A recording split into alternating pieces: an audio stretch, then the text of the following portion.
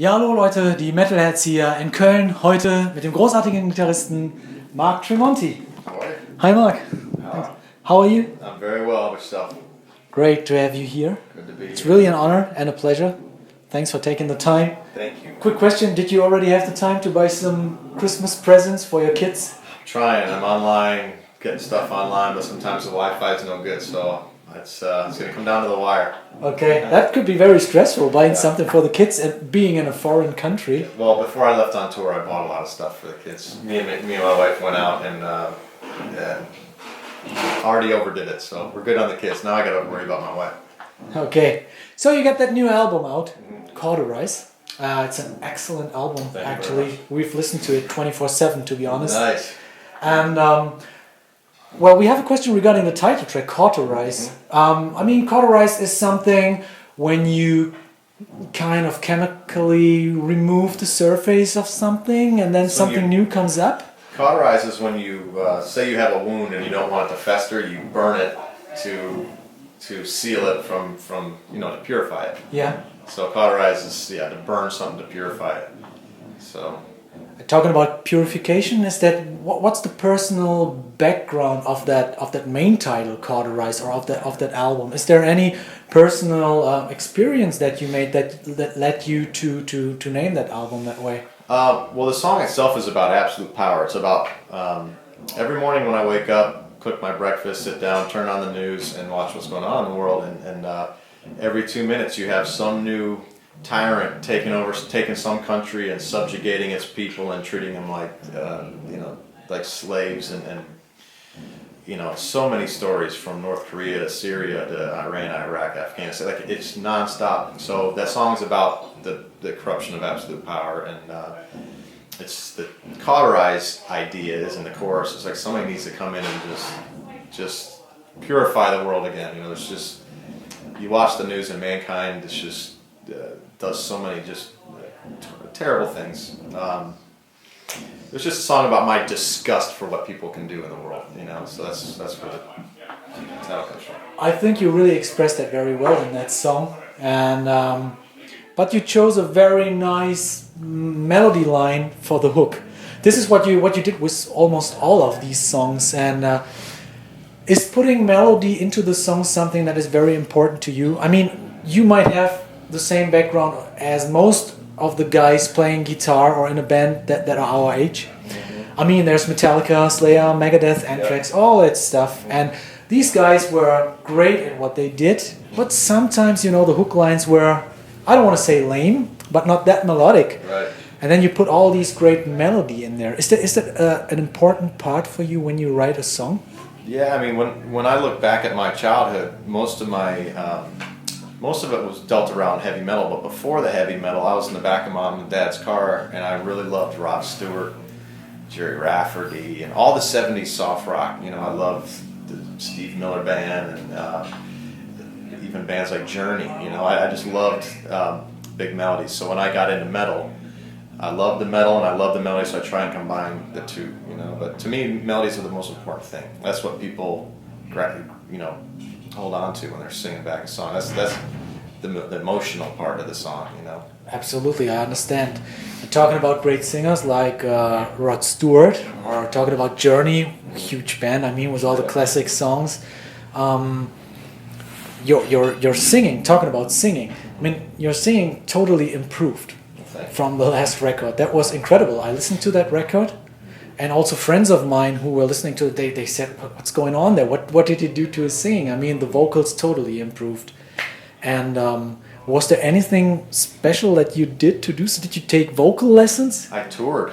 That was it, touring. You can take all the lessons you want, you can sing at home all you want, but until you're in front of crowds, there's certain notes I couldn't hit at first, but I'm in front of all these people, so damn, I'm going to try my hardest. So I just, the more you're out there touring, you really give it your all when you're performing. So doing that night after night after night just improves your voice. You learn naturally how to place your vowels and where to take a breath and how to do all these things. Before I was just a backup singer, so I just held my breath and hit a note, or just hit a couple notes. Okay. So now I have to, be the main singer. So it's changed a lot. Yeah, I mean, but it's not only the singing. It's also, I mean, you play guitar at the same time. And we have grades such as Hatfield and Mustaine, for example. Is it difficult for you to separate the singing from the guitar playing, or is that something that comes naturally? Yeah, I mean, when I'm writing, I'm always singing when I'm playing, so it's always been something I've always done. There's certain parts, that riffs that would be too complicated to sing over, so those just become musical parts that set up a melody. Sometimes I'll just, like a song called "So You're Afraid." It's got a complicated riff, and then it hits a chord where I sing. But we do one take demos when we record albums, so I make sure that whatever we record on the studio, I can perform live. So those demos are just one take of us playing through it, no overdubs, so I know I can sing over the song. Okay. Was there any lesson that you learned from producing and recording the last album?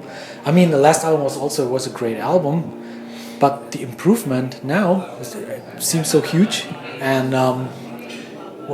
what lesson did you learn then? Did you go back? Did you do a retrospective maybe? And did you figure out what you could improve? And was there any special equipment that you used? I think we just learned what we were capable of on the first record. At first, it was just going to be me, Garrett, and Eric getting together and just recording some songs to put out online. We didn't know if we were going to tour on it or do anything. And then once we got going, we loved what we were coming up with. So I think with this new album, we knew what we were capable of. We raised more money to get the producer for Elvis for longer. Mm-hmm. So we put together like 25 songs, and we had almost 2.5 months of Elvis's time to record, and we spent a ton of time on pre-production. Pre-production is key on any record. On the first record, we went in there, had our arrangements, and recorded them. On this record, we narrowed it down to 20 songs. We tore them all apart a million times, put them back together, almost like we did on the Fortress record. We spent tons of time on pre-production on that record, and I told Elvis, I'm like, I want to do the same thing for the next Tremonti record, and it makes a huge difference. There's songs like Providence that came together in the studio last minute. It's a great song, by the way. Thank you very much. The atmosphere is awesome, really. That was the last song put together for the album, so yeah, we were happy when that got done. Okay. Equipment-wise, I mean, did you stay true to all the Paul Reed Smith stuff, or was there anything totally exotic that you used? No, it was all the Paul Reed Smith on the electric stuff. Acoustic-wise, I use either a Martin or a Taylor, mostly Taylor. But amp-wise, I'm an amp fanatic. So at home I collect amps. And so every time I go in the studio, I bring in all my favorite amps. I might have brought in 10 amps. And then me and Elvis will sit down, and I'll actually let him go through all the amps and tell me which ones he likes first, and then I'll go through and steer him and which ones I like. And then we came down to, I think, 4 amps we used. So we used the rectifier. Oh, I'm sorry. No, the rectifier didn't get used on this record. Oh. It was the Cornford RK100. Okay. PRS Archon. Mm-hmm. And the Van Wilden Twinkleland. Wow, that's a great amp from the Netherlands. Yeah. I think Joe Bonamassa is also playing the Van Wilden. All the clean stuff on the record, and all the the half clean stuff is all the Van Wilden. Wow. Mm-hmm. That sounds great. How about the Bluto tone? Didn't you get a Bluto tone? Yeah, I've got 4 Bluto tones. I love them all, but you can only use so many amps in the studio, and Elvis gets a little stressed if you have too many amps, okay. So I have to pick my favorites, bring them in there, and then he tells me what I should take home. The sound is huge. I mean, the sound is awesome on this album. It's very natural. I mean, what I really like about the sound on this album is that you hear the natural character of your guitar and the amplifier. It doesn't sound artificial. Yeah, no, we don't do the digital thing. I'm a big believer in using a tube amplifier. A lot of bands are doing,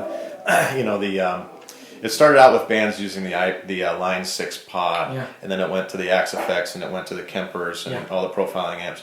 I love a real amplifier. I love all those profiling amps too, and the Axe Effects for at home for writing, and maybe layering with a normal amp. But I love the sound of a real amp, and I think it's just more organic sounding. And I forgot we also used a Bogner Ubershaw, the one that I'm using on stage tonight. Okay, that's one of my favorite amps. So the Bogner is a German guy.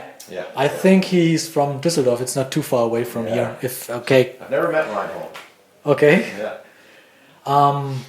What would you take to a local session? If somebody calls you and says, "Hey, Mark, can you come over? We play a session." Let's say it's blues and rock. I mean, just the usual session stuff where you play some Hendrix stuff or so. What would be your grab and go equipment? Oh, it's tough. I don't usually do the blues thing. Usually if somebody calls me, I'm going to do the hard rock thing. Okay. But if I was going to do the blues thing, it's a tough one. At home, my favorite blues amps are like the Fender Deluxe, Tweed Deluxe, Okay. or high-powered Tweed Twin, or who knows, man. I mean, but for the heavy stuff, Yeah. what I use on stage now is what I would use. But I'd use the little combo amp. Who makes? I like the PRS Archon a lot for something that sounds good for clean, dirty. Yeah. Sounds good for lead and rhythm. A lot of times I have to use 2 amps to get the best of both worlds, but that Archon sounds great for both lead and rhythm. Okay. So you said you recorded like 25 songs. This means you have more in the pocket. We arranged 25 and then we cut 5 out and kept the best 20 and recorded 20. You recorded 20. Yes. So what does this mean for the future? I mean, will there be another album There's coming? an album already mastered, ready to go. Yeah. Wow. Yeah, Okay. it's going to be called Dust and it's going to come out in April. Okay. That's pretty good news for the fans. Yeah, it's all done. So, yeah. So if you like Cauterize, it's recorded at the same time. Great. I just read that you were nominated Best Guitar Player 2015 by Loudwire.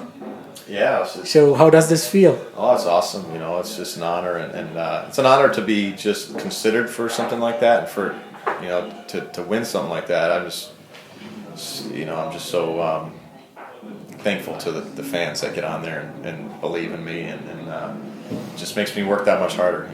Okay. Mark, except of the new album that will be coming out, we talked about the 10 songs. What can we expect for the future?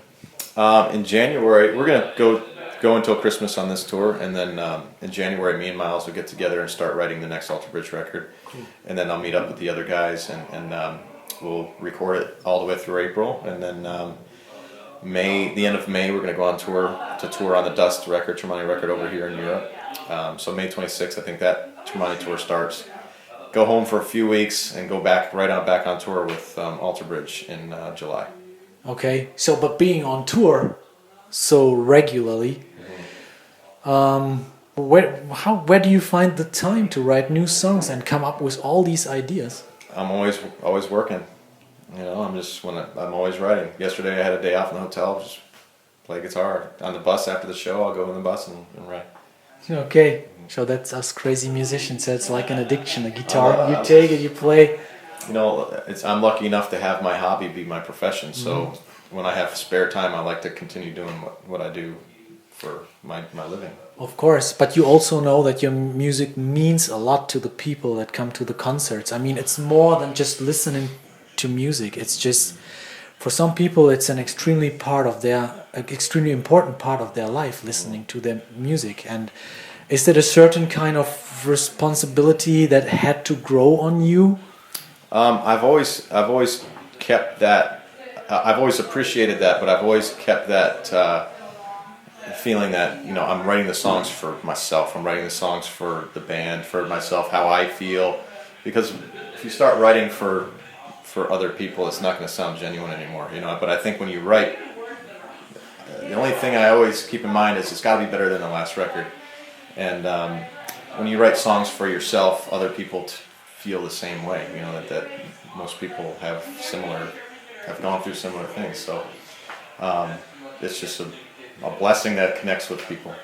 Great, and you do great on that. I mean, Thank you so much. Okay, Mark, thanks for taking the time. Thank you. We from Metalheads, we wish you all the success in the world, especially with the new album and with the tour. And we hope to see you again maybe when you come to Europe for the next tour then. May, it'll be May. Okay, thank you very Awesome, much, Mark. thank you. Thanks. Ja, dann sind wir hier raus in Köln. War ein hervorragendes Interview. Ein sehr netter Mark Tremonti hier. Und ja, Grüße von den Metalheads und wir hoffen, es hat euch gefallen. Bis dann.